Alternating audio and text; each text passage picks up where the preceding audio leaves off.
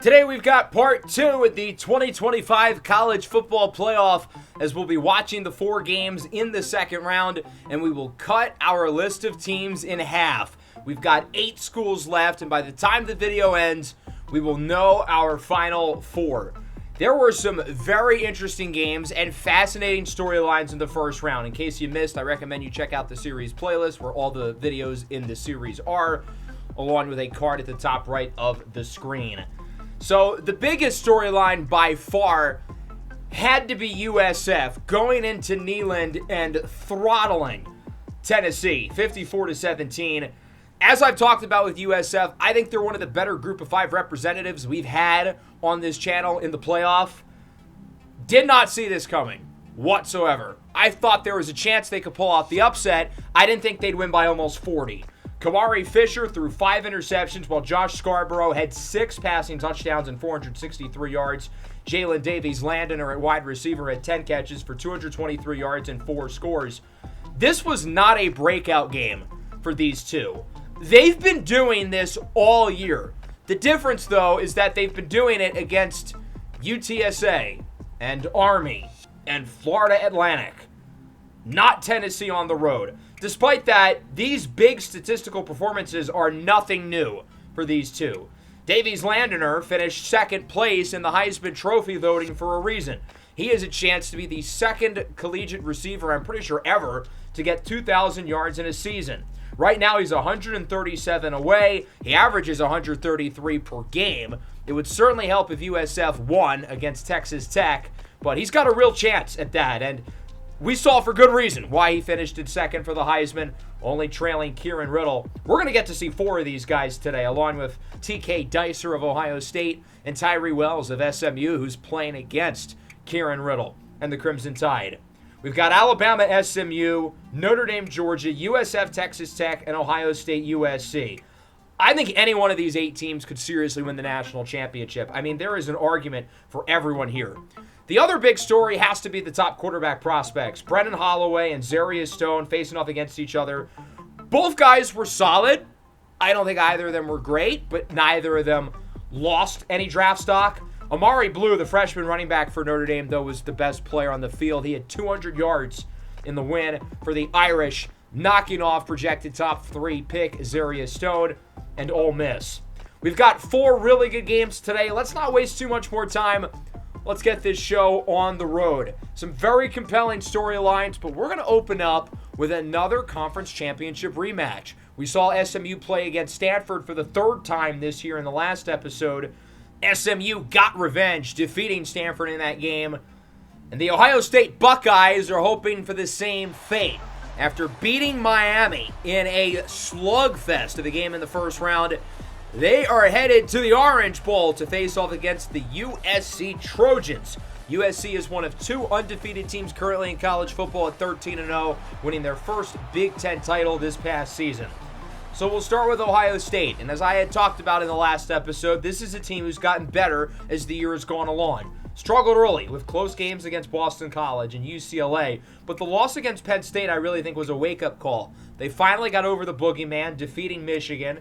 They did lose to USC in the conference title, but they snapped back. They beat Miami in the first round. Defense played really well, and I thought the quarterback, Wambly Mendoza, had a very strong performance against the Hurricanes.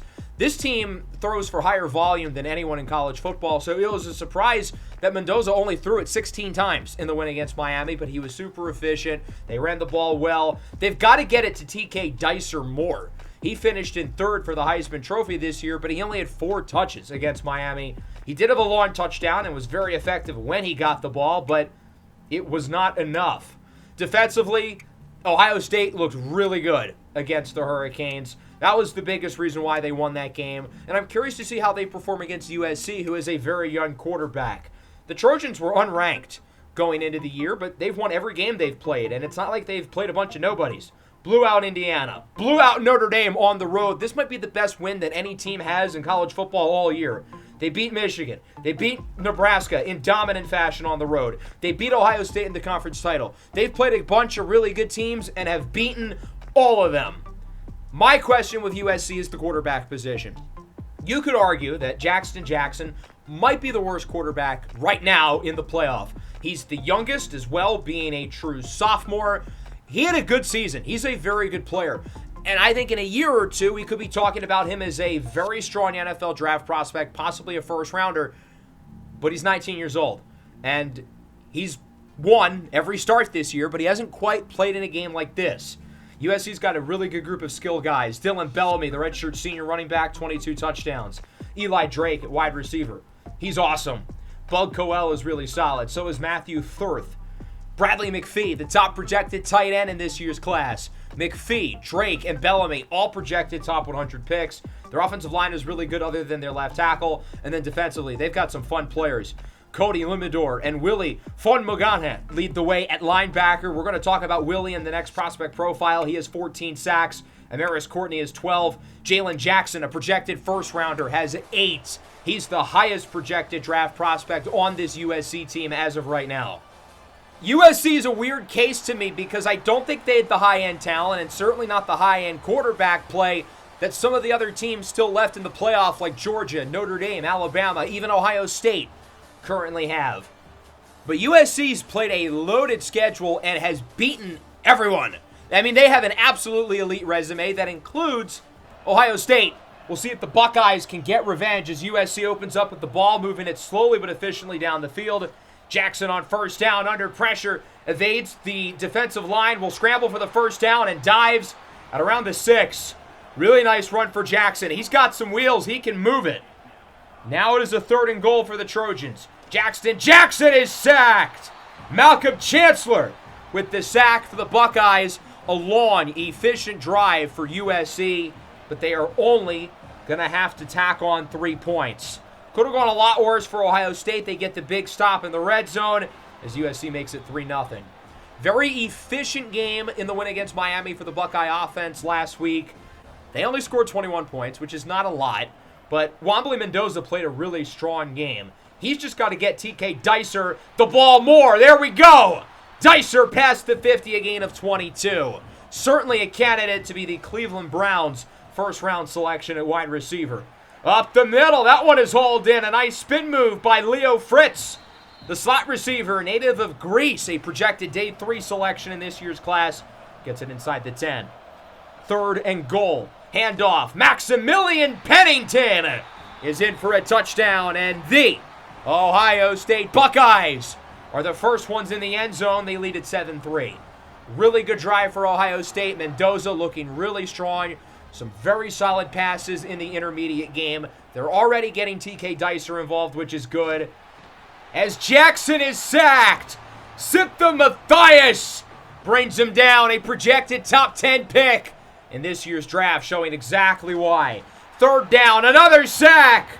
Off the blitz, Emilio Barbosa, the junior safety. That's 3 sacks in the first quarter for the Ohio State defense. This pass rush looks awesome early as Ohio State leads it 7-3. They started a little bit slow. USC had the good opening drive, but once Ohio State got the stop in the red zone, they've really started to get rolling. The offenses look great. They're averaging nearly 11 yards per play, and then the pass rush has been absolutely phenomenal. First play at the second on 2nd and 10. Mendoza connects. It's Dicer inside the 10. And Ohio State a couple plays later would punch it in. Mendoza on the QB sneak. The transfer from Ball State makes it 14-3. Wambly Mendoza looks dialed in. This offense is playing some phenomenal football right now as USC gets it back, and they already have to play from behind, 14-3. This is not what they're used to. Jackson dances around the pocket and is eventually wrapped up. Joshua Saliga leads the charge for Ohio State. That's 4 sacks. 3rd down, Jackson hit as he throws, incomplete. He was looking up the middle for his tight end, Bradley McPhee, who scored 11 times this year. Buckeyes back with it. Pennington gets a great block from the right guard, Branson Lighton Marklin, a possible first-rounder in this year's draft. He's been out since Week 10 against Washington. Great to have him back for Ohio State. He's made his presence felt early. Mendoza for the end zone, broken away. He was looking for Leo Fritz, but USC finally gets a defensive stop, and that'll bring out the field goal unit. Fernando Soriano from 33 looks to make it 17-3. And the kick is good. Ohio State has scored every time they've gotten the ball. And if their offense is going to be this good, then USC's got to find a way to punch back pretty quick. Jackson with a great throw. He's got Bug Coel, the redshirt sophomore. Lives up to his name, only 5'8", but a very talented player as Ohio State gets another sack. Joshua Saliga, once again for the Buckeyes. Is that 5, 6, 6, 7? I don't know. I've lost count. This USC offensive line is getting completely abused right now. Jackson has not played great. He's missed some throws, but he also has no time to throw. Ohio State has it back. Here's Dicer with the spin move. He gets it near the 50. He's so shifty and elusive with the ball in his hands. There's a reason why he's being looked at as a possible top 5 pick right now. Mendoza on first down goes right back to him. Dicer with a block. I don't know why he felt the need to spam the circle button again, but he gets another first down. Up the middle, that one's caught into the end zone for a touchdown. The redshirt freshman Demir Savage with the score, and Ohio State is turning this game into a blowout. 24-3. USC has to score before the end of the half. Jackson surveys the field, looking deep. It is caught! Matthew Thurf to the 20. More of that, please. Where's that been all game? USC finally showing a sense of urgency. 3rd and 10. Jackson broken away. He was looking for the tight end, McPhee, who's had a couple of drops in this game. Ohio State gets the stop. USC will kick. Mafu Mama, the true freshman, sinks it from 39 yards out. Still a 3-score game, though, 24-6. We'll see if Ohio State can score before the end of the half. The answer is no. Otherwise, a dominant opening half for the Buckeyes. Their offense has been basically perfect. Wambly Mendoza looks absolutely awesome. I mean, he has passed the eye test through a playoff game and a half with flying colors. So far today, he's 14 of 16, 201 yards and a touchdown. They're getting TK Dicer more involved. 5 catches for 80 yards.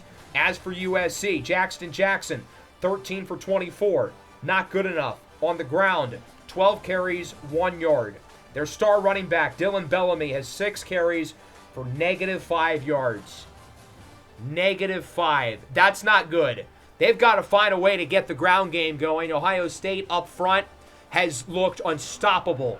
The run defense has been elite. The pass rush, they have like 6 sacks or something.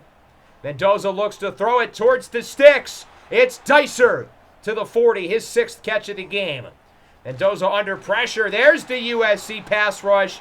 Of these two teams, USC's pass rush has been way better this year. Not what we've seen in the first half. Melvin Dunnerson, the safety, off the blitz. On 3rd down, wide open. Inside the 5 to the 1, it's Leo Fritz who wins the rep against the corner. And Ohio State has a chance to add to the lead. Nearing the goal line, it's Dicer in the end zone for a touchdown. His 18th of the year. If the season ended today, I have him 6th overall in the NFL mock draft, going to Cleveland, staying in Ohio. What a fun addition for our offense he'd be. USC looks to respond, and here they go. The freshman, Kyrie Sampson. You're not beating him in a foot race. 68 yards to the crib for the freshman. And the Trojans answer back quick. Kyrie Sampson, I think, is going to be this team's wide receiver 1 next year. As a true freshman, his coaches talk about him as the most explosive player on the roster. A team that features 3 projected top 100 picks in the skill position room. They all think Sampson is faster and more dynamic than all of those guys, leaving the Ohio State defenders in the dust. USC finally with a touchdown, but still a lot of work to do, trailing 31-13. Ohio State has it back. Mendoza in empty. Has plenty of time. Slings it up the middle for Demir Savage, who gets it to the 35. With TK Dicer leaving after this year, Savage will likely be the new number 1 receiver, and I could see him being a first-rounder after next year. Pennington up the middle, gets a couple. That'll make it a 2nd and 7 now. Ohio State running the ball well throughout this game, while Mendoza continues to cook. He's got the tight end, Austin Miller, to the 5. Nearing the goal line. Play action! And USC does not fall for it.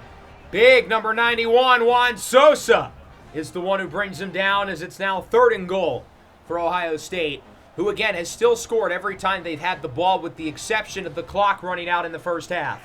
Mendoza, end zone, wide open! Demir Savage, his 2nd of the game. And Ohio State adds to the lead. 2 more passing touchdowns here in the 3rd quarter for Wambly Mendoza. That's 3 now for the afternoon. Ohio State is back up by 4 scores. Unbeaten USC looks too young for the moment. Jackson, I wasn't sure how he was going to look. And granted, it's not his fault that his team's allowed 38 points, but he hasn't really done himself any favors. Up the middle, there we go. He's got McPhee, the top projected tight end in the class. He hasn't looked like it. He's had a few drops today, but he hauls into that one. 2nd and 2. Here's Jackson on the run. He'll scramble for the first down. Good run by the sophomore, sliding near the 30. Jackson was originally an Ohio State commit before flipping to USC. I guess this is the Buckeyes' way of getting revenge. 38-13 going into the 4th. We've had some close games so far in this playoff, and we will have some close games in today's episode, but this does not look like one of them. The Buckeyes in clear control, looking to make it back to the Final Four.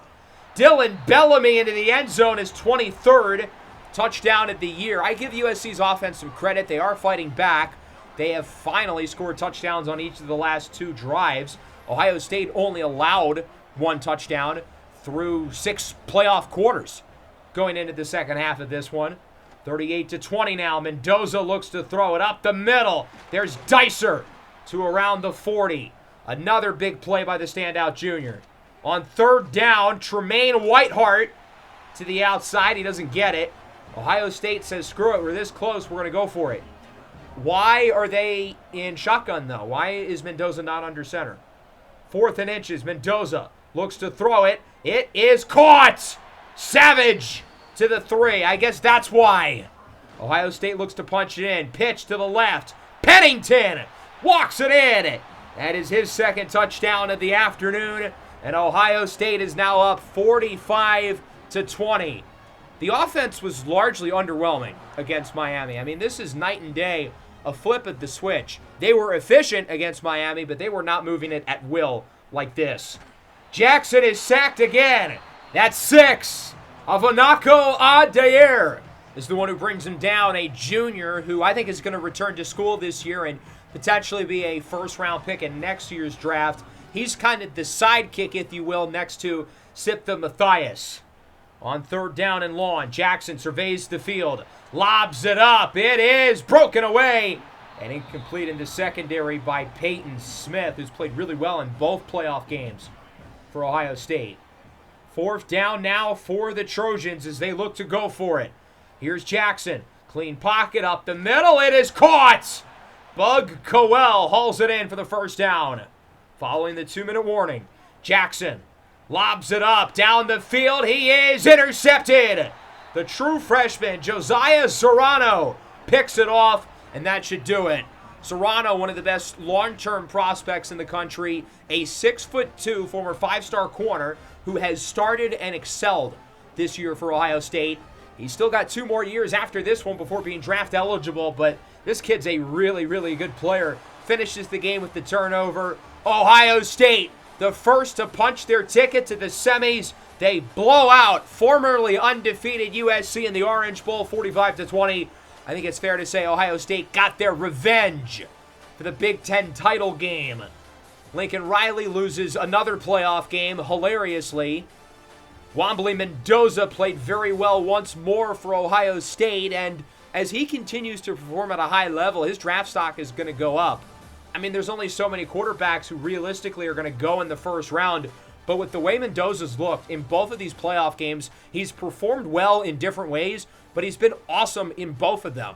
And if he does this for 2 more games, I mean, how can you keep him out of the 1st round with the way he has looked so far and might continue to do so? Ohio State's offense was nearly flawless, 522 yards, efficient on the ground, excellent through the air. Mendoza only missed 3 throws the whole game. 28 of 31 for 371 yards and 3 touchdowns. The accuracy was really the one question with him throughout the year. Guess what? He didn't miss any throws. He was basically perfect in this game, and he didn't look like a first-rounder. He looked like a top-5 pick. Max Pennington over 100 yards through the air. We got to see a lot more of this guy. 10 catches for $124 for Dicer. Savage had 98 and 2 touchdowns. Fritz had 92. Arguably the best receiver trio in the country. Looked like it. They each had over 90 yards. The offensive line played well, and then the defense I thought was really good. They pressured Jackson. They made it hard to run the ball. They slowed down a little bit in the second half, but still very solid, finishing with 6 sacks, and then the late interception by Josiah Serrano, the true freshman. Jackson struggled. Even if he played well, I don't think they would have won because the offensive line really struggled. The defense was horrific. It's not his fault they allowed 45 points, but the fact of the matter is he was not great. Dylan Bellamy was not good. Granted, the offensive line sucked, and he was better in the second half. Eli Drake was held in check. He only had 27 yards. Bradley McPhee, I didn't think he was very good. Sampson, of course, had the big touchdown. I'm super excited to see what he does next year. The offensive line was bad, and then the defense was also bad.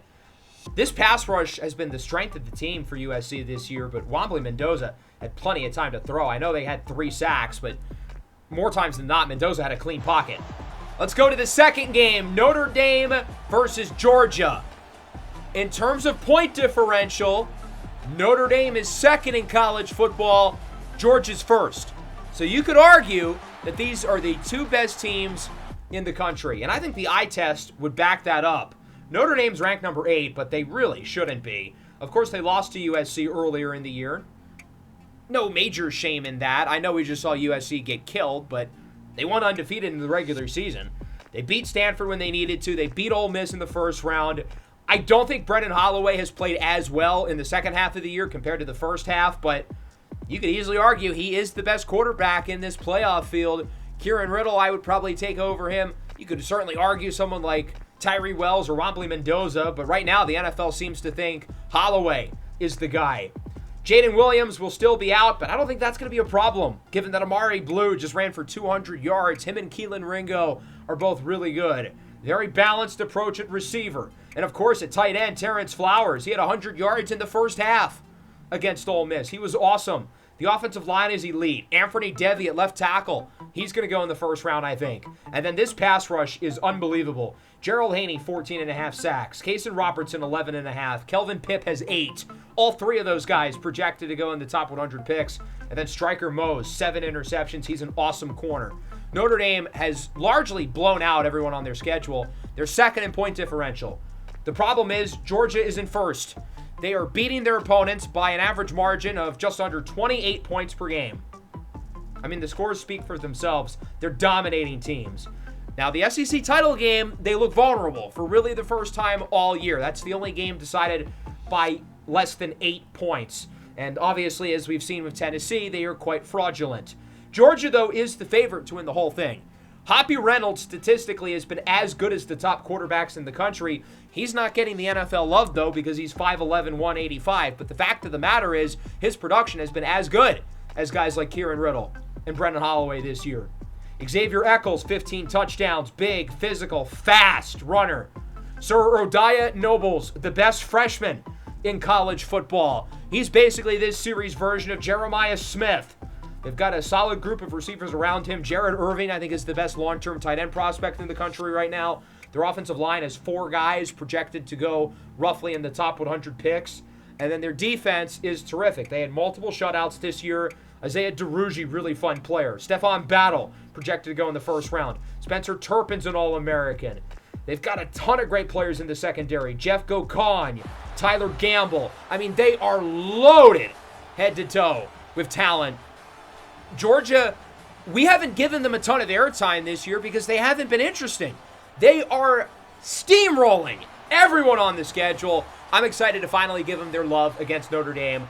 Both of these teams got completely screwed with the seedings for the playoff because, as I just said, I think these teams are probably the 2 best teams in the country this year. It's criminal that they're playing each other in the second round. Notre Dame being the 8th seed is foul.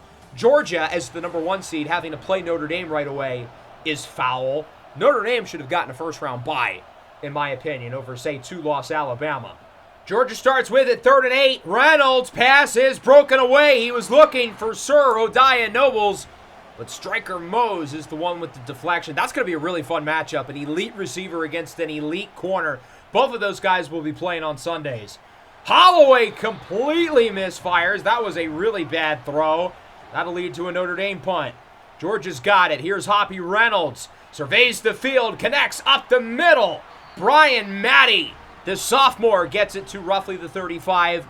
Other than Nobles, Georgia doesn't necessarily have star power at receiver, but they've got a bunch of really good role players who are very consistent, very reliable, including Matty, who catches another one up the seam. And the Bulldogs have it in the red zone. Couple of really nice throws there from Hoppy Reynolds.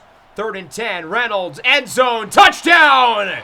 Sir Odiah Nobles, the first to score, and the freshman puts Georgia on the board. He will be very high in the way too early mock drafts going into next year as a redshirt sophomore. 7-0 lead for the Dogs. We'll see if Notre Dame can respond. Their offense was honestly disappointing in the win against USC. I thought they really won because of their defense. Holloway's pass is broken away, incomplete. He was trying to get it to Christian Session, who couldn't hold on. 3rd and 1, Notre Dame gets the stop. Reynolds doesn't get it, and the Irish get it back. It's been largely a defensive battle so far. With Flowers in motion, play action. Holloway is sacked by the big defensive tackle, Zach Speaks. Nothing going right now for Notre Dame. Their offense is not in any kind of rhythm. Holloway on the run. He's picked off. Raleek Kearns, the freshman, with the interception. We do have a flag, but I think this one's going to be on Notre Dame. I think this play will ultimately stand. A holding call against the right tackle, Tremaine Oldenburg. Georgia will decline the penalty. They'll choose to take the ball. A rough opening quarter for Holloway. Here's Reynolds, 3rd and goal, under pressure. Notre Dame with the sack. Off the cornerback blitz, Colby Brownlee, the junior, is the one who gets there. Reynolds looks a little shaken up. That'll happen being 5'11", 185. That's the concern NFL scouts have with him. He's one of the most polarizing quarterbacks in the country because of that, even though he's super talented. Field goal is good by the Georgia kicker, Cash Money. Yes, that's actually his name. And that'll wrap up the first quarter, 10-0 lead. Notre Dame has 17 yards of offense. They've looked pitiful on that side of the ball. Brennan Holloway does not look good so far. He's missed multiple throws. Bad interception into traffic. Compared to the other quarterbacks in this class, Holloway is not very careful with the ball. He has double-digit interceptions in all 4 years as a starter. Holloway on 3rd down, scrambles, and he's wrapped up. It's not a sack. He did gain a yard. Great play by the freshman defensive end, Crusher Hoyt. This Georgia team has so many good young players who are going to be around for 2 or 3 years. Xavier Eccles with a juke move. He gets it near the 30. Eccles is a big, powerful runner. 6 foot, 220-plus pounds, but he's the fastest running back in the draft. His combination of size and speed is unheard of. Another sack by Notre Dame. Their pass rush looking better than it did last week, which makes sense. Ole Miss is the best pass protection in the country. Mohamed Ajayi with the sack. Here's Nobles on the end around inside the 5, just shy of the end zone. Georgia looks to punch it in. Eccles is stopped. Well shy. However, a great play by the Notre Dame defense. Kelvin Pipp brings him down. Projected 3rd-round pick in this year's drafted edge rusher. On 3rd and goal, Reynolds sacked again. 3rd of the half for Notre Dame. Tyler Ham, a true freshman, gives him a ham sandwich in the backfield, and Georgia's going to have to settle for 3. Cash Money on to kick this one from just shy of 30. It is good, and it's 13-0. Notre Dame's offense has got to show us something at this point. I know it's early in the game, but Brennan Holloway has really struggled. We talked about the accuracy. We talked about the poor decision-making, but he's also been bad under pressure. He looks like a deer in headlights as he pitches it for Amari Blue. He's been quiet until now. Blue to the 35, wrapped up by the All-American safety, Spencer Turpin, a possible first-rounder in this year's draft. Good to see Blue getting going after his phenomenal showing for the Irish in the win against Ole Miss. 3rd and 8, they're going to run the ball. That is a damning play call. Give them credit because it worked. Keelan Ringo, the number 2 running back inside the 10. On one hand, I give Notre Dame credit. Georgia was expecting pass, and they were completely caught off guard. But it also says something there on a 3rd and 8 that they're not trusting their quarterback to make a play. They do get the first down, though. Good play call, good play execution. They're going to run it again. Blue loses yards. Big number 19, Stephon Battle, a projected first rounder. We talked about him the other day in the Browns episode. He gets the TFL. 2nd and goal. Touchdown! Terrence Flowers scores for Notre Dame. Flowers, again, has quietly been terrific. He's easily been one of the biggest risers of the college football playoff. He was their second best player against Ole Miss other than Amari Blue, and today he's been great as well. Up the seam, Reynolds connects with Brian Maddie again. 66 yards here in the first half for the redshirt sophomore. On 3rd down, Reynolds steps up in the pocket. Look at all that space. Oh, my God. He connects past the 30-yard line. That's Delvin Gauthier, the redshirt senior from Knoxville. Georgia gets themselves in field goal range as Cash Money connects on the kick to end the half. A 16-7 lead for the Dogs. It hasn't been a pretty game, per se. Georgia's offense is doing what they need to. Hoppy Reynolds, 15 of 20, 168 and a touchdown. Eccles with 34 yards on the ground. Nobles with a score. Maddie with 66. Notre Dame, meanwhile, has not been able to throw the ball. Brendan Holloway is just 5 of 10, 31 yards with a touchdown and an interception. He has not been very good. Outside of Terrence Flowers, the other receivers on Notre Dame's roster have 6 yards. That is bad. Amari Blue had the big run of over 30 yards, but otherwise he's been quiet. 8 carries, 44 yards total. Notre Dame's offense just looks anemic. I mean, they've got to get something going at some point. And so far, so good. They're moving it slowly but surely down the field to open up the 3rd. There's a nice grab. Go Hillands, the sophomore receiver. We haven't really gotten to call his name today. Play action on 3rd down. Holloway is sacked. Stephon Battle brings him down for a projected first-round pick.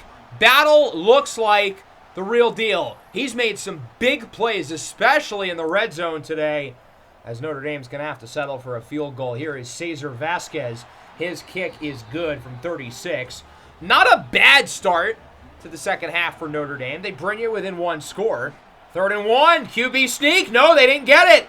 Notre Dame with the stop again. 3rd and 16. They're going to run the ball. Wow. Again, that is damning.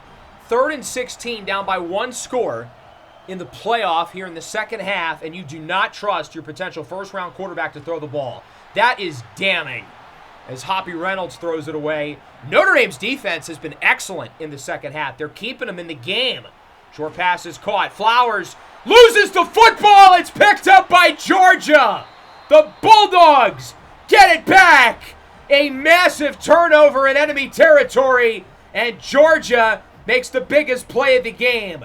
DeMarco Douglas rips it away, and Kelvin Mondeau recovers it. As good as Flowers has been this postseason run, he cannot afford to put the ball on the ground in that spot. Did he actually, though? I don't think that was a fumble. They're not going to review that. Wow, I think Notre Dame got completely screwed there. That should not have been a fumble. Georgia will get it inside the 30. Reynolds, play action, looking for the end zone. He's intercepted! Ben Mesifilo! Ball don't lie! That clearly was not a fumble because Georgia gets picked off on the very next play. Back-to-back turnovers. Notre Dame is right back in it. Could this be the wake-up call that the Fighting Irish needed? Masafilo, the junior safety, a really solid NFL prospect, might declare after this year, is the one with the play. That was a horrible throw in the end zone by Reynolds. As Notre Dame gets it back, a little over a minute. Holloway on 2nd down, has a clean pocket, looks to scramble. Why didn't he run earlier if no one's open? I mean, that's inexcusable. He's done a horrible job today managing pressure. He looks like he has no clue what he's supposed to do when there's a defender within 3 steps of him. Holloway misfires for Flowers. Really bad throw. What is going on with Brendan Holloway today? He has struggled. Georgia back with it. That one is caught. Nobles wrapped up past the 45. He's been quiet since his big opening drive. Finally makes a big play. And that will wrap up the third, 16-10. It's been an ugly, grinded-out football game.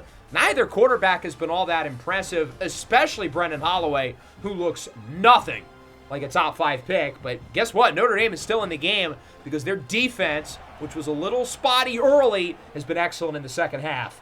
Eccles on second down gets a big block. Xavier Eccles to the 25. Shout out Brian Maddie, number 9. I mentioned these guys as role players. No block, no rock. Reynolds incomplete for the end zone. Georgia's going to have to kick it again. Cash Money is 3 for 3 this afternoon. How about another? This one from 39, his longest so far. It is good. He's 4 for 4. And Georgia is up by multiple possessions. It's 19-10. Notre Dame's still in it. They're only down by 2 scores, but it feels like now or never for Brendan Holloway, who has not played a good game, but he can change the narrative right now. Holloway, cross body, there we go. Gets it past the 30. It's Christian Session who catches it. First down, here we go. It's Flowers. Inside the 20, the 15, the 10. A huge gain of 49 for Terrence Flowers. Where has this Notre Dame offense been all day? There's finally a sense of urgency, and now look at them go. 3rd and goal. Holloway has time. Holloway under pressure on the run. Picked off! Jeff Kogon with the interception in the end zone. Another Brendan Holloway disaster class. Now, to be fair to him, that ball was caught off the tip, but still, he threw it into triple coverage. I mean, what else was he asking for there? Holloway did not respond well to the pressure. He did not set his feet. He had time to do so, but instead he panicked, forcing the throw on the run and launched it into triple coverage. What's the thought process there? NFL scouts are not going to like that rep. Here comes Georgia. It's Eccles. You're not beating him in a foot race. Okay, never mind. They did. But Xavier Eccles gets 64 yards. A huge gain for the Dogs.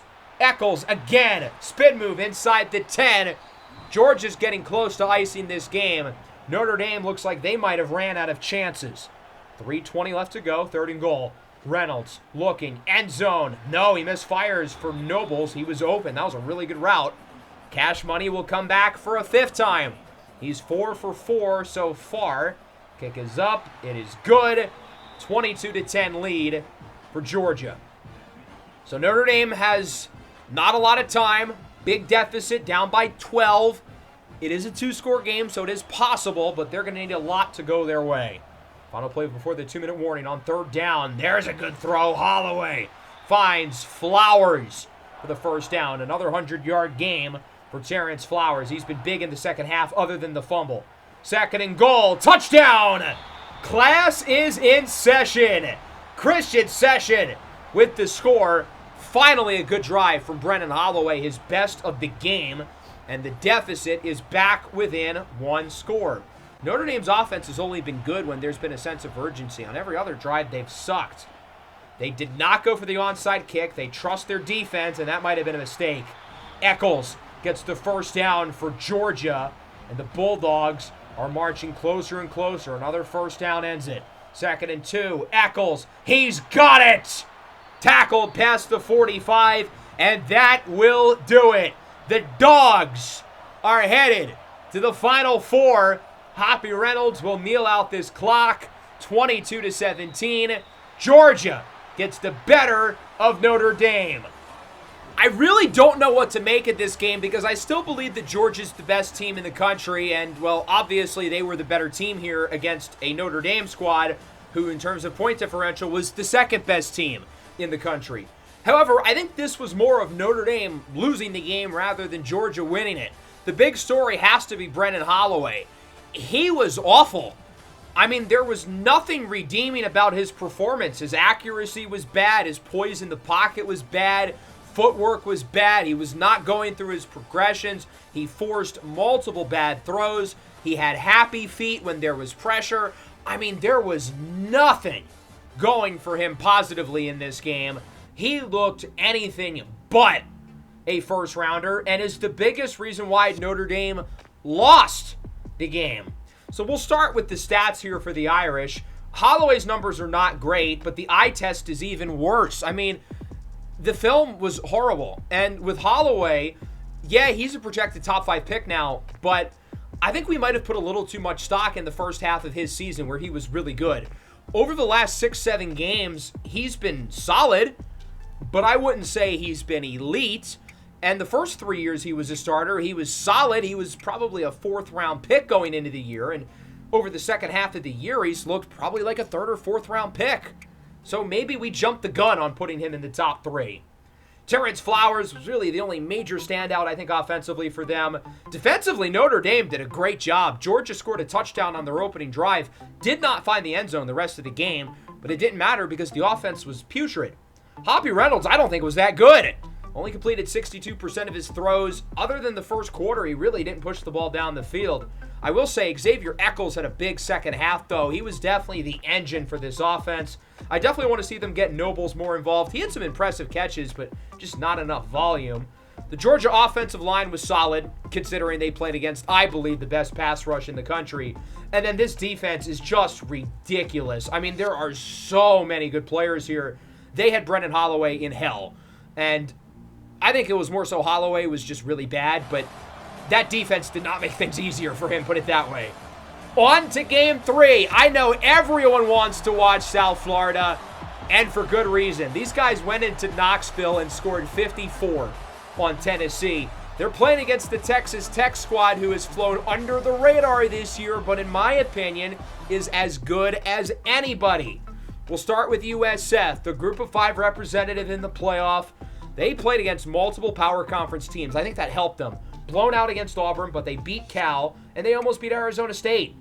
I think their best regular season win is probably the ECU game. And then look at all the points this team has scored this year. I mean, unbelievable. Going into Tennessee, I didn't know if they could replicate it, given that they were playing against an SEC defense on the road, and they did. They scored 54. Their offense had no issue. The score told you everything you need to know from that game. Josh Scarborough, 5,000 yards, 53 touchdowns. I don't know if he has the traits to be an NFL player, but his production this year has been absurd. They have good players at running back with Gash and Jones. Jalen Davies-Landiner, we talked about him earlier. He played like a first-rounder against Tennessee. Marcus Blower is also ridiculously good. My big question for USF in the Tennessee game was the defense. I was very convinced their defense was going to struggle because this defense is not that good even for American Athletic Conference standards. They shut Tennessee down. They only had 17 points and they turned the ball over 5 times. I did not see that coming whatsoever. But this Texas Tech team is awesome. Their only loss came back in week 2 to Georgia Tech, which was seen as a big upset at the time, but Georgia Tech has proven to be a really, really good team. Texas Tech had mild expectations going into the year. I thought they were going to be good. I didn't know they'd be this good. Blew out Kansas State, multiple shutouts, beat a really good TCU team. They were a little spotty at the end of the year, but in the Big 12 title game against Oklahoma State, winner makes the playoff, loser basically doesn't, and Texas Tech dominated in that matchup, 52-21. This roster has so much talent. As we look at the offense, Colin Westwood is a baller. I don't know if I would say he's one of the better quarterbacks in this playoff field, but he's good. He's good. I think he's going to return to school next year and could go into next season as a potential Heisman candidate and certainly a guy who could be talked about as a high draft pick. The passing game is definitely the identity of this Texas Tech team. When you think of the Red Raiders historically, you think of the Graham Harrell years in the late 2000s. You think of Patrick Mahomes in the 2010s. They had 3,000-yard receivers. Caleb Hobbs is a projected first-rounder. Will Sara is very talented. Jordan Newton has been excellent the second half of the year. He's a fringe first-rounder right now, so that's 2 guys at receiver projected to go in the top 40. And then on the other side of the ball, they have college football's Defensive Player of the Year with Oluwafemi Oladipo, who had 14.5 sacks. Really fun story. We talked about him in the Browns episode. Spent 3 years at JUCO, 2 years at Division III's Mary Hardin Baylor before transferring to Texas Tech, where the significant increase in competition has been no issue for him. I know USF has gotten all the hype and gotten all the attention, and deservedly so. They are awesome. My bold prediction is Texas Tech not only wins this game, but going into the playoff, they've been my pick to win the national championship. I think this team is that good. Quick start for Caleb Hobbs, a projected top 15 pick in this year's class. Transfer from Colorado, played with Tyree Wells, the SMU quarterback. Defensive pass interference on Emmanuel F.A. Buriri. Texas Tech will decline the penalty on 3rd and 4. Westwood has time up the middle. It's broken away. Good defense. And the Red Raiders are going to go for it here on 4th and 4. I love the early aggressiveness here from Texas Tech, a team who I think is going to remain good with all that they've put into NIL. Westwood, it's caught! Caleb Hops with the first down. When in doubt, send it to your best receiver to make a play. 3rd down and about 12, now at the 15. Westwood looks to throw it. Looking for the end zone. It is caught! Jordan Newton in for the touchdown. Texas Tech strikes first. 6'5", 215 pounds. Newton can really go up and get it. Now, I think calling him a contested jump ball specialist is a disservice to the rest of his skill set. But at 6'5", he can certainly go up and make a play. I think both Newton and Hops will be really good fits on the Browns receiving corps. Scarborough dances around. He's picked off. What was he thinking there? He looked like Brennan Holloway with the happy feet. Enrique Bieria, the junior, is the one with the interception. And through not even 4 minutes, USF looks rough. Defense quickly allows a touchdown. Offense quickly turns the ball over. This is not the start that they needed. They set the tone against Tennessee, and they're not doing that right now. Texas Tech does not convert on the QB sneak by Westwood, and they're only going to kick the field goal. I mean, I kind of get it. Just making a 2-score lead. Tavon Jean-Pierre, the senior, his kick is good, and that will make it 10-0. Good start for the Red Raiders. USF has it back. As we know with this team, it's probably only a matter of time until they pull out the big play. We know they can do it against the best of competition. Looking for Jalen Davies. Landiner, it's dropped! I think that was more on Scarborough, though. The pass was a little bit underthrown, but man, they almost had one. Davies Landiner was wide open. Broken up again for JDL, coming off his 220-plus yard game against Tennessee. So far, the Red Raiders are defending him well. Up the middle, here's a big run for Texas Tech. They're not much of a running team, but Oguga Iwe, the senior, gets 32. Westwood with a flag goes short for his tight end, Jamison Kamara. It's a touchdown for now. I think the penalty is going to be on the defense. And offsides against Felix Ebron, who had one of the 5 interceptions last week. So Texas Tech will decline the penalty. The touchdown will stand. And the Red Raiders, through the first quarter, lead 17-0. I imagine a lot of you guys probably reacted when I said Texas Tech was my national championship pick. Well, through one quarter, I feel pretty good about it. Texas Tech looks awesome. The offense has been terrific. The defense has been terrific. They look outstanding. They still got 3 quarters to go, but that was as good of a start as they could have asked for. USF has got to get rolling. They're already down by 3 scores. Oh, wow, big hit. Denario Lasco with the sack. Scarborough's going to feel that one tomorrow. He just got popped. That'll make it a 3rd down and long. Scarborough looks to throw it. Now he has time. He'll go short. Big hit. Texas Tech delivering the boom as they get it back up 17-0. Here's Westwood. Goes short. It's Will Sara who gets it past the 30. Sara's the unsung hero of this receiving corps. Hops and Newton are both going to get drafted highly, but Sara, production-wise, is just as good as them. The problem is he's small. Newton brings it inside the 5. Jordan Newton, I thought, was underwhelming early this year, but he's been so good as of recent. Westwood scrambles around on 1st and goal. End zone, touchdown! Jamison Kamara, his 2nd of the game. And the Red Raiders add to the lead. It's 24-0. Wow. This is turning into a blowout. What does this say about Tennessee? Because Tennessee just got killed by USF, who's proving that maybe they're not one of the big dogs. Scarborough goes short. There's the star. Jalen Davies Landiner with the first down. They've got to find any way to get the ball in his hands. On 3rd down, Marcus Blower, the other star receiver, brings it to around the 5. Following the 2-minute timeout, nearing the end zone, Scarborough caught. Touchdown, tight end Zach Gerard with the score. So USF is finally on the board at the very least. I thought they might go for 2, trying to make it a 2-score game, but they decided against it. I guess it is a little bit too early to do that. We are still in the first half. So that'll make it 24-7. Red Raiders get it back, looking to add to the lead before the break. Westwood, screen, 1st and more. It's Hops past the 40. He's been impressive here in this first half. He's so quick and shifty with the ball in his hands. He's a very similar player to T.K. Dicer of Ohio State. As Texas Tech has got to move, there's 10 seconds left. They don't have any timeouts. Tick, tick, tick, tick, tick, tick. Westwood, I assume, is going to clock it, yes, with 4 seconds left. And now they're going to bring out the field goal team. Tavon Jean-Pierre from 39, looking to add to the lead for the Red Raiders. It is good. 27-7 at the break. Texas Tech taking care of business. They're playing a very similar game so far to Ohio State, which is ironic because the winner of this game will play against Ohio State in the national semifinals for a spot in the title. Colin Westwood has been surgical, picking apart this defense. 22 of 24, 203 yards and 3 scores. Through the air, Newton 4 for 47, Hops 4 for 61, Sara 4 for 43. Everyone's eating in the big three, while the tight end Jamison Kamara has 28 yards and 2 touchdowns.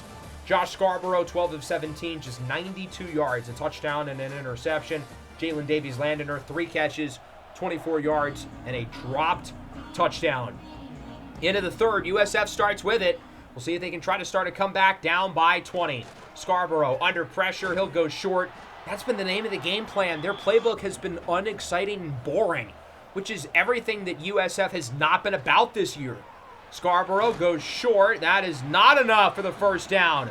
Will Sara is short, and they're going to hurry right back to the line and go for it here on 4th and 2. I love the aggressiveness. They're going to run the ball. Earl Love breaks the first tackle, and he is stopped. USF makes the play. We'll see if the offense can clap back. No time to throw it at all. Tim Overseen with the sack. Oladipo's gotten the attention, but Overseen's currently projected to go in the second round himself. He flies off the edge. You just saw it there. 3rd down, screen. That's a weak play call. I don't care that they got the first down. That's weak. They've got to start sending that son of the gun down the field. Still, I mean, a good play, I guess, into the hands of Zach Jones, the senior running back. Nearing the goal line, they can make it a 2-score game, and they will. Zach Jones in for a touchdown. Don't count him out just yet. USF brings it within 13. We'll see if their defense can start to really get alive. Texas Tech just has so many guys who you have to cover. It's nearly impossible to keep tabs on all these guys. Westwood lobs it up. Wide open is Newton inside the 20. Yeah, Jordan Newton can run. 2. Gets a step on the corner. Comes down with the catch. 3rd and 10. Westwood looking. First down. Will Sara into the end zone for a touchdown. The redshirt junior. 5'8", 172. Heart over height. 33-14. South Florida has it back under a minute and a half in the third. Scarborough, really nice throw up the middle. Can we get more of that, please? Zach Jones with the first down. Lined out wide on that play as Jones gets it here in the backfield with blocks. Jones walks it into the end zone. His second touchdown in as many drives. So the USF offense is waking up, but they have to play catch-up against a very good Texas Tech offense. They shouldn't have started so far behind. USF has been more than solid since the start of the second quarter. Hell, they've outscored Texas Tech since the start of the second quarter, but the Red Raiders played so well early that it's been really hard for USF to make much of the dent in this lead. We'll see what Texas Tech can get going here in the fourth. I thought Colin Westwood was a little bit more inaccurate there in the third, minus that awesome play to Jordan Newton earlier in the quarter. First down with 9 minutes. Westwood keeps it on the option, gets a block. Westwood first down, nearing the 30. Touchdown makes it a 3-score game. That would put Tech in a really good spot. Screen, Sara with a block. He's in. Touchdown number 2 for Will Sara. And give credit where credit's due. Caleb Hops with the touchdown block. Hops hasn't really gotten it in the second half, but you love seeing a young receiver like that not upset that he's not getting the ball, rather blocking for his teammates. As Gerard gets the first down under 6 minutes to go, South Florida trails by 3 scores. Scarborough on third down looks to throw it. His pass is caught just shy of the first down. That's a gain of around 8 or 9 into the hands of Quincy Cavell. 4th down and 2. They're obviously going to go for it as Scarborough keeps it. Scarborough does not get it. Ramon Alcantara with the TFL. I think on 4th down, they should have found a way to get Davies Landner the ball, whether it's like a jet sweep or a pass. Get your best player the ball. Westwood hit as he throws. He's picked off. Van Trice Balaj with the interception. So at the very least, USF is going to get the ball right back. Texas Tech didn't really use much time there. Hard to blame Westwood. That was a good defensive play with the pressure. 4 minutes to go. Scarborough lobs it up. That was a stupid decision. Chucks it into double coverage. Scarborough has not been very impressive in this game. He's been better in the second half, but still not impressive. 4th down and 4. What will be the play call? I feel like you got to get the ball in the hands of number 0. Play action. Scarborough up the middle. There he is! Jalen Davies Landner. That was good coverage. Texas Tech had 2 guys super close to him, but Scarborough makes a great throw, maybe his best of the game. Here at the goal line, Gerard. 2nd touchdown of the day. Zach Gerard, the PPR final boss. He has 10 catches for 39 yards and 2 touchdowns. Who had him in their fantasy lineup? 40-28. It's a 2-score game. I feel like you got to go for the onside, but it is recovered by Texas Tech. The Red Raiders will get it back, looking to chew some clock, try to end this game for good. 2.5 minutes to play with Sara in motion. He gets the pitch. Will Sara, 1st down inside the 20, spins his way to the 10. Will Sara has been the best player on the field in the second half. Sure, he's not as good of a prospect as the other Texas Tech receivers, but man, that kid can play ball. Here is Uwe into the end zone for a touchdown. The backup running back, Oguga Uwe with the score. It's a 3-possession lead with under 2 minutes to go. The Red Raiders firmly in control. Scarborough has plenty of time. Texas Tech only rushes 3. Scarborough's pass is tipped and incomplete. Great coverage of the Red Raiders. They had 8 guys back there. And the season comes down to this. For USF, it is a 4th down and 10 with 1:42 to go. Scarborough looks to throw it. Scarborough down the field. Tipped it incomplete. He was looking for Davies Landner. Texas Tech gets the stop. They will kneel out the clock as Cinderella's time expires. The slipper does not fit. The clock strikes midnight. Texas Tech will play against Ohio State for a spot in the national championship. Got to tip your cap, though, to USF. They were easily the best Group of 5 team in the country this year. They were such a fun team to follow along with throughout the year. Every time I saw one of their box scores, my jaw was on the floor. My jaw was probably in the other room watching the game against Tennessee. I mean, that was an unbelievable performance. 54 points on offense against a great defense. And then on the other side of the ball, Kamari Fisher throwing 5 interceptions. But the big story from this game should be Texas Tech, who, as I said, going into the game, they're my pick to win the whole thing. And, well, I feel even more assured than I did going into the matchup. I thought Texas Tech played a really good game, especially early. Let their guard down a little bit in the second half, but the game never really was in reach for USF. The deficit was never within 12 after the first quarter. This Texas Tech team plays a very complete brand of football. Colin Westwood, 33 for 40, 366, 5 passing touchdowns, and an interception. He was really impressive. The turnover really was not his fault. Played a very, very good game. On the ground, Earl Love just shy of 100 yards. Kind of a quiet 99-yard game for him. And then through the air, everybody eats. Will Sara, 10 for 111 and 2 scores. As I said earlier, he was the best player on the field in the second half. 2 scores for Kamara, over 100 yards for Newton. Hops was good too, 5 for 67. He didn't get the ball that often in the second half. So what does he do? He blocks his tail off. Defensively, they only allow 28 points. That's a win, given that USF scores more than anybody in college football. Texas Tech sent pressure. The run defense was pretty solid, and they held Jalen Davies Landner in check. Oladipo was quiet, but everybody else was really productive. As for the Bulls, I thought Scarborough played better in the second half, but he still was not great. 34-46, 275 yards, 2 touchdowns, and a pick. They should have given Zach Jones the ball more. He was really good. It wasn't really a running back by committee today. It was mainly Jones. Davies Landiner, 6 for 74 and 2 drops. He wasn't bad. He got targeted a lot, and, he led the team in yards. But for his standards, kind of quiet. His historic season falls shy of 2,000 yards, but he was still unbelievably good. I think with his play in the playoff, mainly the first game, he's going to go in the first round of this year's draft. We'll wrap things up with the Sugar Bowl, number 5 SMU, number 4 Alabama. So when I pick out the order that I record the games, I intentionally pick the game that I think is going to be best at the end. You'd think I would put Notre Dame, Georgia there, given that statistically they're the 2 best teams in the country. No. I think this game is going to be even better. We'll start with SMU, number 5, 13-1. They beat Clemson. They blew out Miami on the road. They played against Stanford 3 times, winning twice. This SMU team is box office television. They dominated Stanford in that first-round playoff game. And the conversation with Tyree Wells is a really interesting one because, sure, he's not much of an improviser outside the pocket, but my goodness, can the guy throw the football? Statistically, he was probably the best quarterback in the country this year, not named Kieran Riddle, finishing in 5th place for the Heisman. When we talked about him as a prospect, he was projected to go in the 3rd round, but some NFL teams are talking about him as a guy to watch out for the first round. Some teams really like him. Of course, they've got a good group of skilled guys. Jonas Judino played great against Stanford, scored 4 touchdowns.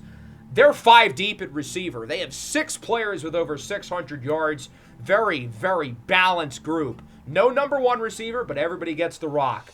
Defensively, very solid group. They played very well against Stanford in the first round. As for Alabama, obviously the story here is the Heisman Trophy winner, Kieran Riddle. This Alabama team has definitely gotten a lot better from the start of the year to where we are now. I didn't think they were that great when we played against them back in week 2. They lost to Miami in week 3. They lost to Texas in week 5. But since then, look at the amount of points they've scored. 42, 52, 52, 52, 57, 55, 49. Over their last 6 games, they've scored no less than 49 points. But here's the interesting twist for Alabama. They haven't played a football game in almost 6 weeks.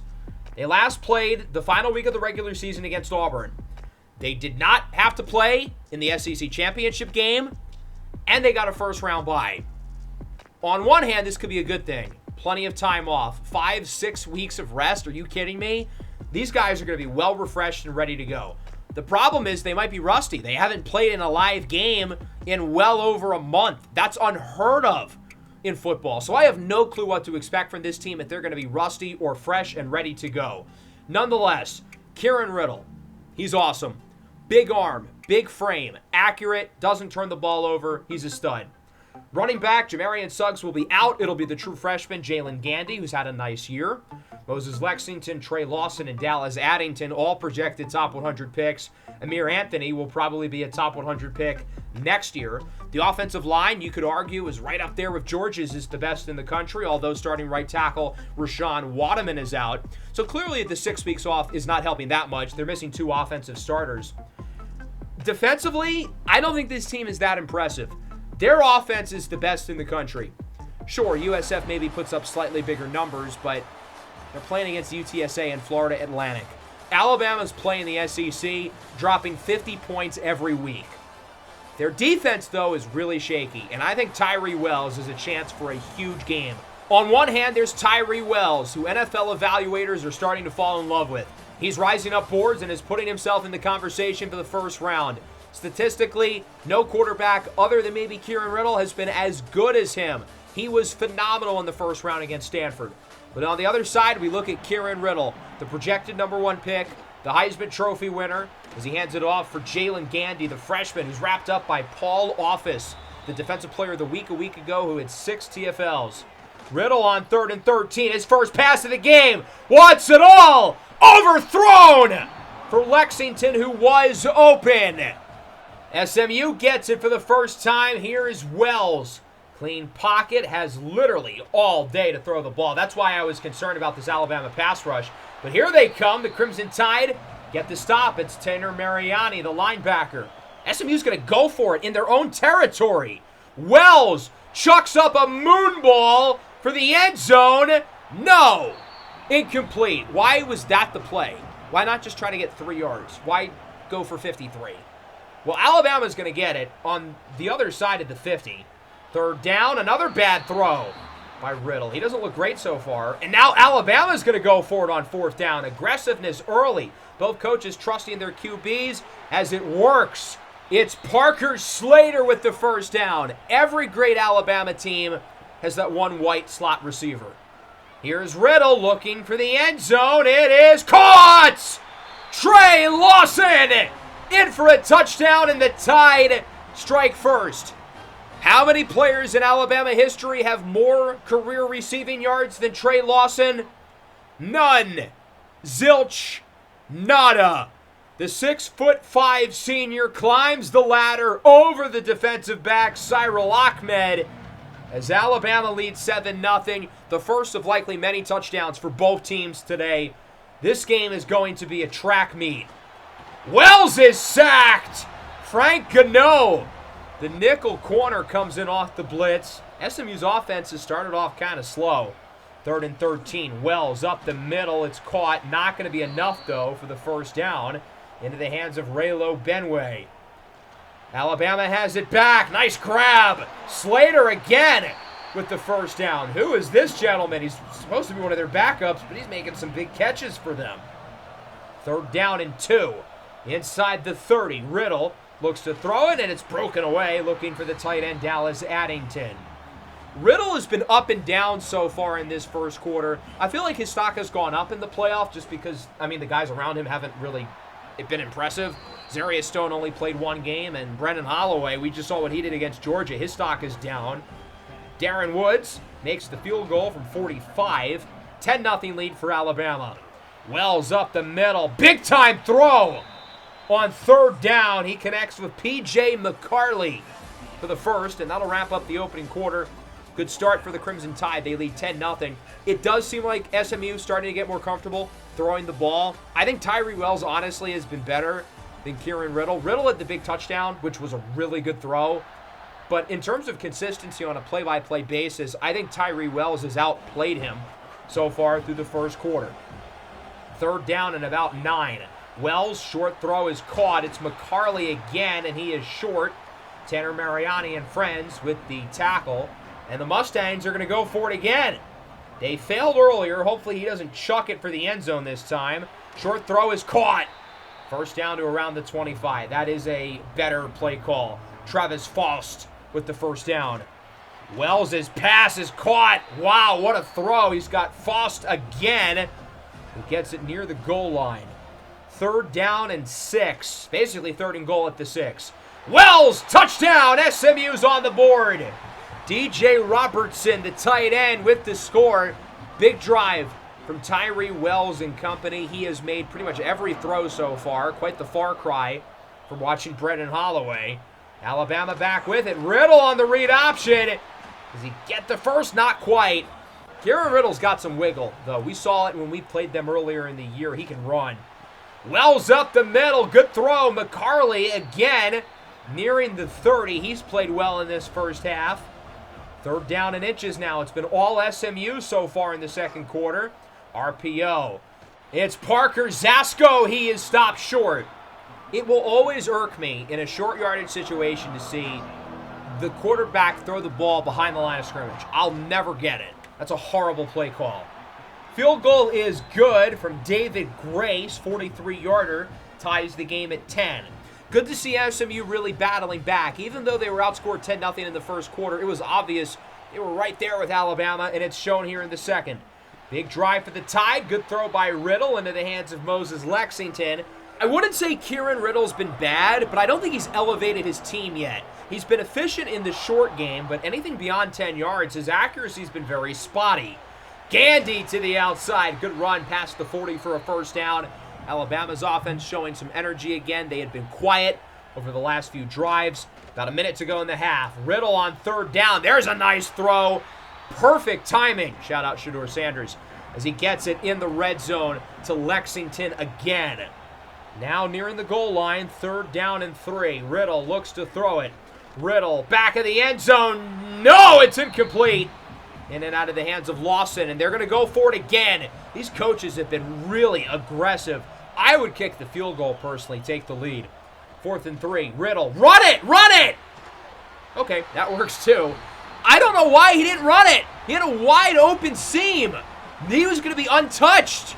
That wasn't even that good of a throw either. Good job by Amir Anthony to high point the football for the touchdown. That was not a great decision, though, by Kieran Riddle. I mean, they scored. You can't blame him, but he should have ran it.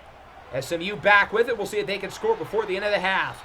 Travis Faust with the first down. The Mustangs quickly burn their final timeout, so they are firmly playing against the clock. 2nd and inches with 20 seconds to go. Another first down. They get it past the 40.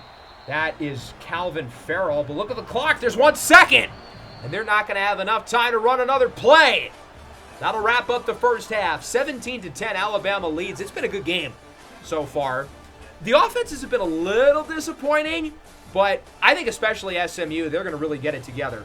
Tyree Wells has played terrific. Even though they've only scored 10 points, Wells has been phenomenal. He's 24 for 28, 265 yards and a touchdown. 4 SMU receivers have at least 4 catches. We know the balance within this group. As for Alabama, Riddle, 21 of 31, 158 yards and 2 touchdowns. Look, he hasn't been bad, but he's not pushing the ball down the field. We need to see more from Kieran Riddle in the second half. First play at the 3rd. Wells lobs it up down the field. It is caught! Travis Faust! What a start for SMU. A gain of 59, the longest offensive play of the game. Wells on 3rd down, short throw. It's Calvin Farrell. His 6th catch of the game does not get much. Very quick drive for SMU. They had the really big play early, but were not able to capitalize off of that. Field goal from 45 is good for David Grace, and the lead is within 4, 17-13. As I talked about with Riddle, he hasn't played a bad game. He's not holding Alabama back, but I also don't think he's elevated this offense as we've seen with him throughout the year. Clearly, he's been a little bit rusty. Good throw there. That'll go for a first down to around the 30 into the hands of the tight end, Dallas Addington, the captain and All-American. 3rd and 8. Riddle misfires completely. That was a really bad throw. I think the bye could be a disadvantage to some teams. Alabama hasn't played in 5 weeks, and it has shown with his accuracy. Good run there by Wells for the first down. He's not known for his mobility, but he can run when needed.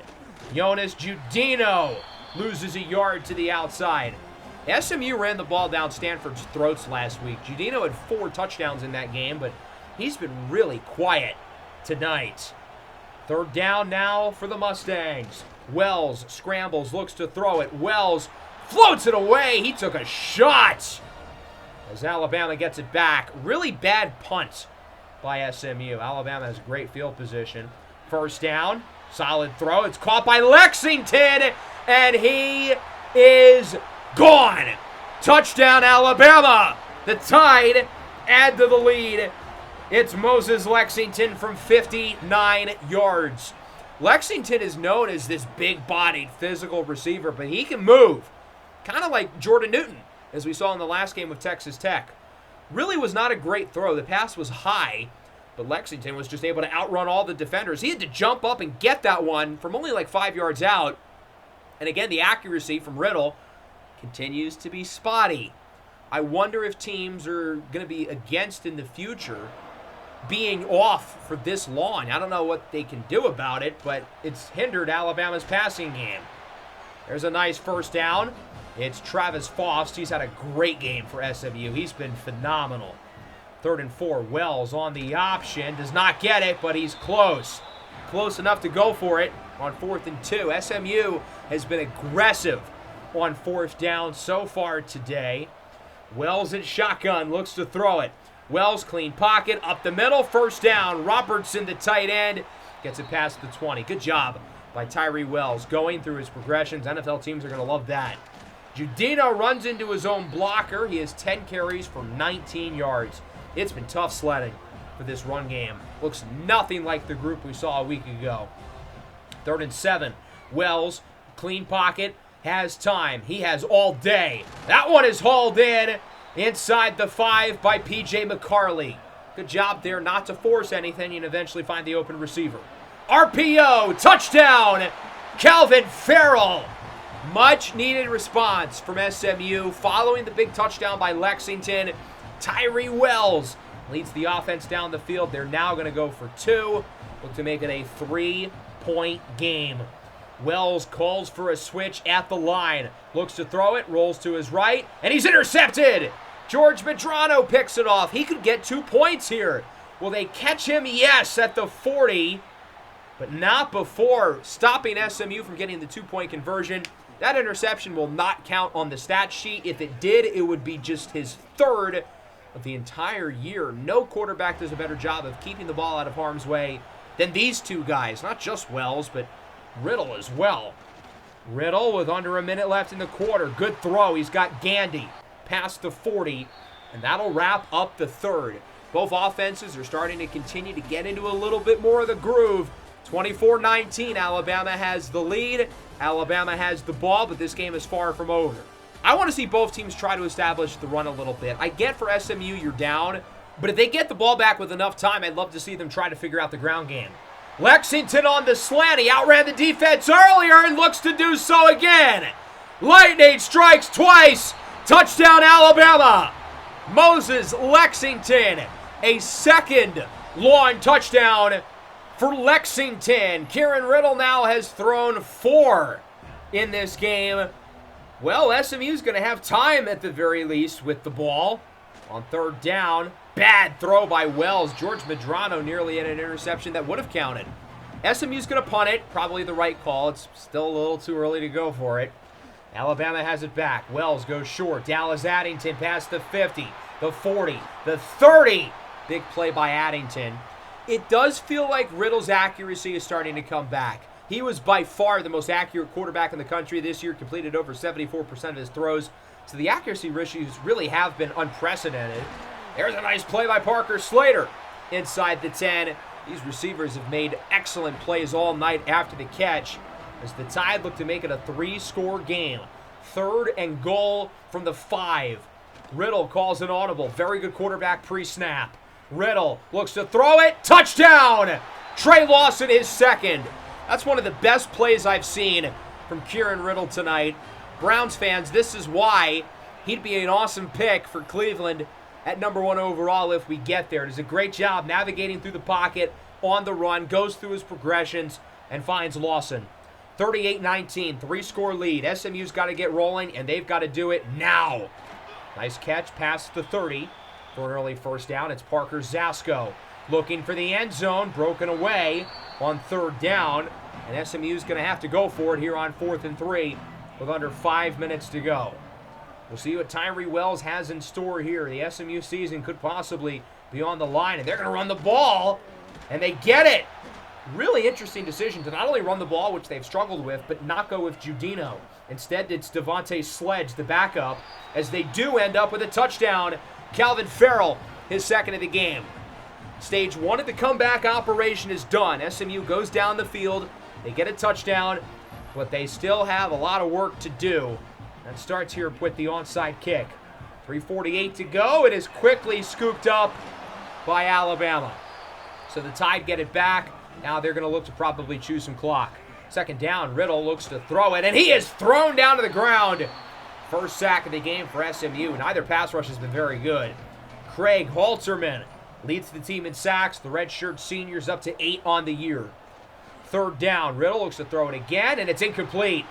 That time it was not a bad throw. Addington just was not ready for the ball. Why are they kicking a field goal? This is from like 60 yards out. Doink! No good. It had the distance, but just missed. That is a really stupid decision by head coach Kalen DeBoer because a field goal keeps it as a 2-score game anyway. Why not just punt it and pin SMU back deep? Now you're handing them 40 yards for free. Nearing the 2-minute mark, that one is caught. It's a 1st down. Calvin Farrell past the 30. He's had a big second half. SMU now nearing the red zone. Here is Wells, looks to throw it. Touchdown! SMU claps back. It's DJ Robertson, his 2nd of the game, and the lead is within 1 score. SMU might be making this happen. Alabama gets the onside kick again, although the Mustangs have been able to save their timeouts miraculously. So we'll see if Alabama can chew some clock and end it. 3rd and 4 for the game. Riddle, play action. Riddle, he's got it! Trey Lawson, first down. SMU out of timeouts, and that will do it. An impressive comeback effort by the Mustangs falls short. Alabama will play Georgia in the semifinals for a spot in the national championship. The hydrogen bomb, the Alabama offense, meets another hydrogen bomb, the Georgia defense. Kieran Riddle and Tyree Wells combine for 9 passing touchdowns. This was considered an off game for Kieran Riddle. He still threw 5 scores and didn't make any mistakes. That just shows how high this standard is for this young man. If you want to make the argument that these are the 2 best quarterbacks in this draft class after watching this game, I'd be hard-pressed to argue against you, especially when looking at Tyree Wells. That kid is a baller. And now he has an interesting decision to make because unlike all the other quarterbacks in this class, Tyree Wells is a redshirt junior, and he could return to school. And when you have a guy who could go in the first round, whether it's the NFL or the NBA, and I hear about them wanting to return to school, I always shrug it off because there's no way. A guy who's going to be a first-round pick probably, why would he go back to school? This might be the one instance where the exception actually applies. Look at these numbers for both of these guys, though. I mean, we're watching gods play the quarterback position. But looking at it in Tyree Wells' perspective, SMU is going to have a lot of returning production next year. They're obviously very deep at receiver. Most of their receivers are probably going to be back. Another thing is that, obviously, this is a loaded quarterback class.